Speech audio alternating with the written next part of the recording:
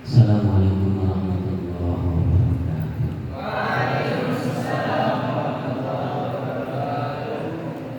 Alhamdulillah, wassalatu wassalamu ala Rasulillah.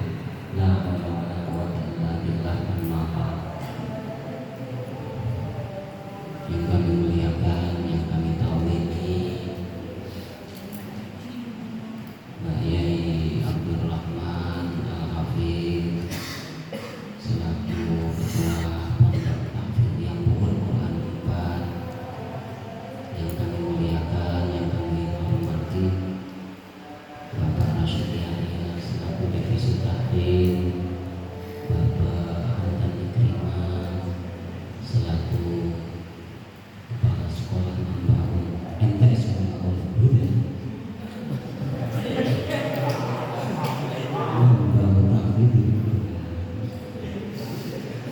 juga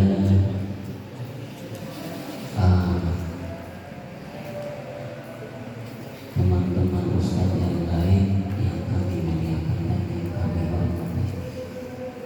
Tak lupa teman-teman santri yang berbahagia dan yang saya cintai.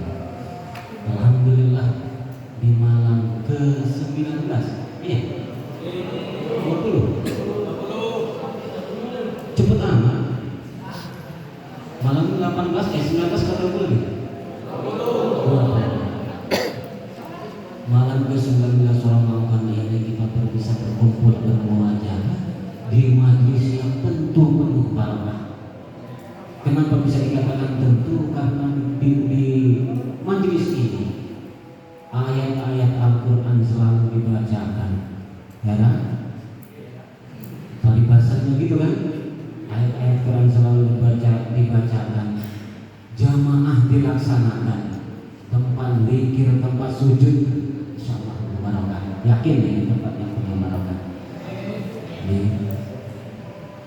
Ini mohon maaf, yang repotnya situ agak bingung, ini ada kamera repot saya betul. Mohon maaf betul. Bingung mau ngomongnya. Kata beliau tadi meminta supaya memesankan kepada teman-teman santri yang lain. Ini mohon maaf teman-teman santri semuanya, sebelumnya kami pun perlu dipesani, gitu ya, sama-sama, sama saya pun perlu dipesani, gitu kan. Saya pun perlu dinasehati, saya pun perlu dididik, gitu kan. Ini jadi ucapan saya ini, saya menasehati diri saya sendiri. Gini, kalau kata Imam Al-Ghazali itu ikhlas itu ada 3. Satu karena ingin mendapatkan hadiah. Yang kedua itu takut akan siksa. Yang ketiga itu tidak mengharapkan hadiah, tidak takut siksa, tapi mengharapkan ridhonya yang itu. Gitu. Kalau kata Imam Al-Ghazali seperti itu. Jadi misalkan kita melakukan sesuatu karena mengharapkan hadiah, karena mendapatkan pahala, itu sudah termasuk ikhlas. Kita melaksanakan sesuatu itu karena takut akan siksa, akan hukuman, itu sudah termasuk ikhlas. Ikhlas yang ketiga yang paling tinggi itu kita melakukan pelanggaran itu bukan karena takut akan siksa, gitu ya. Bukan karena mengharap pahala, bukan karena takut akan siksa, tapi karena mengharap ridha Allah. Gitu kan. Itu ikhlas kata Imam Al-Ghazali. Terus gimana caranya biar bisa ikhlas? Kalau kata Imam Al-Ghazali di kitab Bidayatul Hidayah itu begini. Kalau kita melakukan sesuatu, anggap guru kita memperhatikan kita, atau orang yang gitu ya. Anggap guru kita memperhatikan kita, apapun itu. Misalkan kita lagi mainan, kalau guru kita tahu kita mainan terus gimana? Gitu kan. Misalkan kan gitu. Apalagi dari maksiat. Kalau kita melakukan maksiat, guru kita tahu, tentu guru kita akan marah. Itu loh kan, ya. Kita mau misalkan sholat pun, misal kita lagi sholat, pikiran kita kemana-mana. Kalau guru kita tahu pikiran kita lagi kemana-mana, malu kali kan? Nah gitu. Kita nggak sholat, guru kita tahu, maka guru kita akan marah. Tahapannya itu dulu. Setelah tahapan itu, maka dilanjutkan lagi sama Imam Al-Ghazali. Kalau misalkan yang kalian itu sesama manusia aja saya sudah mulai rikuh, mulai gak enak, saya memperbaiki diri, apalagi yang lihat ini Allah. Betul kan? Saya di kamar misalkan buka HP yang gak kenal-kenal, Allah tahu loh. Gitu loh kan? Heran? Saya di kamar misalkan gak ada, mak kita gak tahu. Ya kan? Mak bapak kita gak tahu. Kita lagi chat-chat sama si A misal, Allah tahu loh kan? Heran? Nah itu kan, itu ya, kurang lebihnya seperti itu. Jadi kalau misalkan apapun itu, kalau sudah kita cenderungnya itu lillah, tadi cenderungnya itu lillah, itu insya Allah mudah. Insya Allah mudah, enggak yang berat. Terus tadi selama di pondok ini, misalkan selama sebelum liburan ini, banyak apa namanya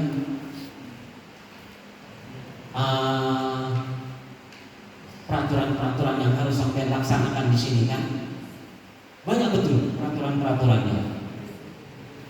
Sampai jam 4 bangun disuruh tahajud, pagi bangun suruh sholat jamaah, zuhur jamaah, asar jamaah, maghrib jamaah, isya jamaah, ya, gitu loh kan. Sampai melanggar itu ada takbirannya, ya, ada takbiran. Kenapa itu berlaku? Supaya itu nanti mendarah daging, gitu loh kan, gitu loh, supaya itu mendarah daging. Nah, nanti ini dibuktikan di rumah kan. Kalau misalkan di rumah itu sudah nggak ada takbiran, nggak ada lagi kumpulan, nggak ada lagi suruh bersihin sampah, nih dipraktekin di rumah. Kalau misalkan yang selama ini diajarkan, yang selama ini digembleng ini kan dipraktekin kan di rumah. Gimana sholatnya kalau nggak ada gurunya, gitu loh. Heran? Puasanya puasa dong. Kalau kata Pak Dur tadi, 10 Ramadan terakhir jangan disia-siakan. Jangan sampai ada kepikiran mengokal juga. Donasi kan? Eman-eman. Kecuali ada uzur, ya? Ada uzur syar'i. Ya? Jangan sampai nggak sholat kecuali ada uzur. Uzur syar'i. Kalau cewek dia head, kalau dia laki dia gila. Ya? Kalau gila nggak sholat nggak apa-apa. Uzurnya sholat itu cuma ada 2. Kalau untuk laki 1 lupa, yang kedua tidur. 1 lupa, kedua tidur. Ya? Lupa. Misalkan yang biasanya sholat itu biasanya tepat waktu. Yang biasanya misalkan jam 12, jam setengah 1 itu udah sholat. Ini kok delala setengah 1 ini belum sholat. Zuhur. Nah, nyantai kita jam 3. Ingat kita kayak udah sholat. Nah, kayak sudah sholat, gitu loh. Tapi ternyata belum. Atau sebaliknya. Kadang yang kita bikin lupa ini, misalkan kita sholat zuhur itu biasa setengah 3. Tadi kita ikut jamaah misalkan. Nanti setengah 3 itu kita kepikiran saya belum sholat. Gitu loh kebalikannya. Kalau biasa kita tepat waktu tadi, tepat waktu, kok nggak sholat tepat waktu, biasanya sering lupa kan. Itu termasuk juga sholat. Tidur ini kalau misalkan waktu zuhur itu setengah 1, kita waktu zuhur setengah 1 tidurnya itu jam 1 kurang seperempat atau jam 12.25, maka tidak termasuk zuhur kan. Sudah bisa dipastikan zuhurnya lewat. Gitu loh. Semalam begadang misalkan, tidur kok jam 5 menit lagi zuhur. Turunnya ya dosa kan, enggak kelebu turunnya wong poso maca tasbih, enggak kelebu gitu kan. Gitu loh ya. Enggak termasuk itu. Kalau misalkan tidurnya orang puasa itu sama dengan dia membaca tasbih. Tapi kalau tidurnya ini misalkan mau zuhur dia tidur semalam enggak tidur. mau duhur kok tidur, habis itu nanti bangun maghrib, dosa kan? Ya, dosa. Malah terputar sekali kan? Kalau isek terputar sekali itu anu rohman pengeran.